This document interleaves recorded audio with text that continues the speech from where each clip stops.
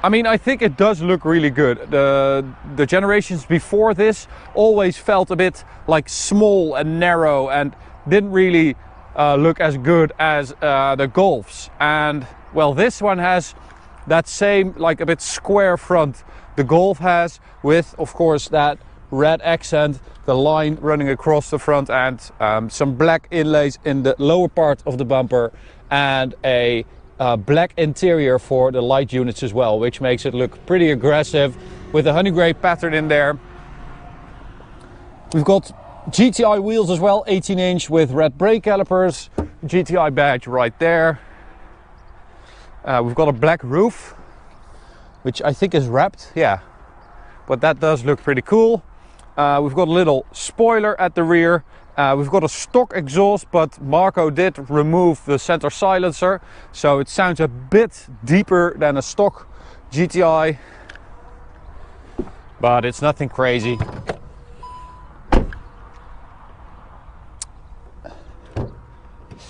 And here we have the engine, 2.0 TSI engine, which came down from the Golf GTI, so it's a down-tuned version with 200 horsepower and 320 newton meters of torque.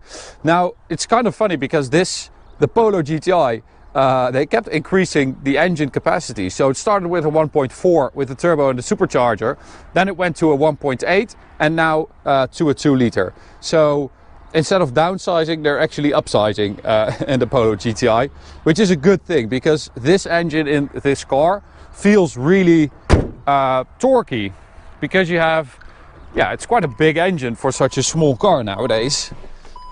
I mean, a lot of the competitors have smaller engines, 1.6s mainly, and even 3 cylinders in the Fiesta ST. So it's quite a big engine if you compare it to the competitors. On the inside, we've got the tartan seats, classic GTI. We've got the DSG gearbox, 6-speed, and Marco added these pedal extensions with that honey gray pattern in there, the GTI pattern. Yeah, looks pretty cool. We've got some red accents as well, and a very nice infotainment system. So this is basically, yeah, this is best in class. The interior of this car is best in class. It does feel quite a bit more premium than the others. Ford Fiesta ST, Peugeot 208 GTI, Renault Clio RS, those were cars that were available back then. Not anymore, but the Fiesta ST still is, but the other ones aren't.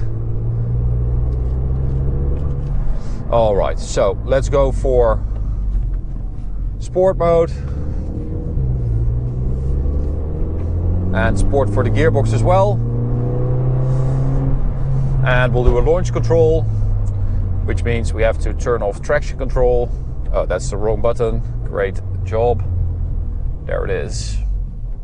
So, 0 to 100, 6.7 seconds.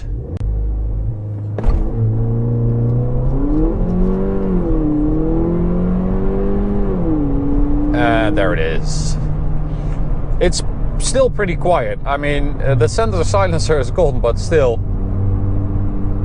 you don't really hear that much. It's the classic sound. But again, I mean, this car, this interior, this setup is basically made to be enjoyable every day, to drive to and from work, and it's just a completely different approach to a mini hot hatch than well, all the others basically, because all the others are focused on driving, on handling, while this is more focused on comfort, and yeah, it's a more grown-up car basically.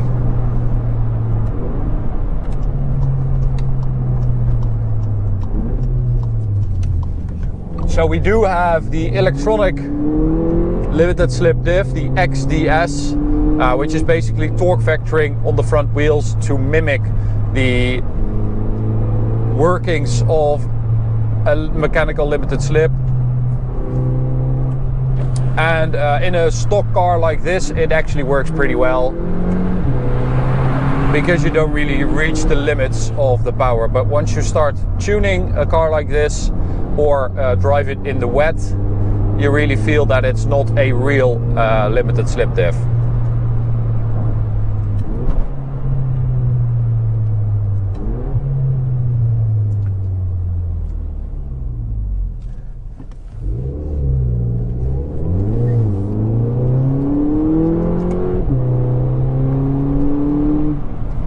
So the DSG gearbox is, you know, as faultless as ever. The shifts are quick. It mostly does what you want it to, apart from the fact that it always upshifts itself. So even if you have it in manual mode, it will upshift. You won't hit the rev limiter, which is a shame. They did upgrade this DSG gearbox along the way, because when they started out in the Polo GTI with the DSG, it had a dry clutch, and they upgraded that to a wet clutch. But the gearbox is, yeah, again, it's geared. It's geared towards daily driving, comfort, quick shifting, and not driving fun.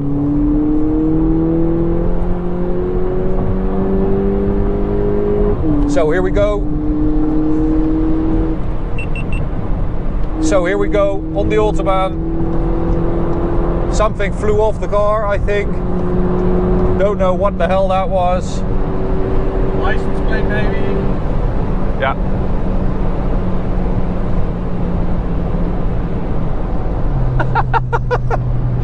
What the hell? Okay, he's getting a new one. What the fuck? It's coming out of your salary. Idiot. Okay, so license plate is gone. That means that we have a valid license plate again. It's a very advanced feature that fixes the fact that the license plate was covered. Super smart. Anyway, on the Autobahn, we measured this car at from 100 to 200 at over 22 seconds, which doesn't really make it that quick. It's about the same time as a Ford Puma ST, which is a bit bigger, has a 3-cylinder engine. So yeah, performance wise, it's not super quick, but again, it feels really grown up. Marco also added an Eibach suspension set or spring set, which lowers it a bit and stiffens it up, and you do feel that on the Autobahn, but it's still okay. But everything on this car is aimed at, you know, just giving you a nice driving experience. It's not really a hot hatch. Or it is, but in a different way than the others are.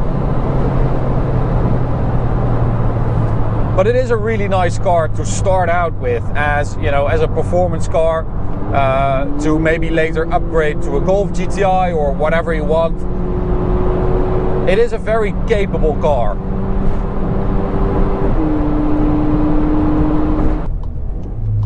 So the only thing I can imagine, if you want to make this car feel a little less mature and a bit more geared towards driver involvement, you could go for the manual gearbox. That would make it a little bit more exciting, maybe. Sound? Not really. That would make it a little bit more exciting. In this setup with the DSG gearbox, it is just a very complete car, and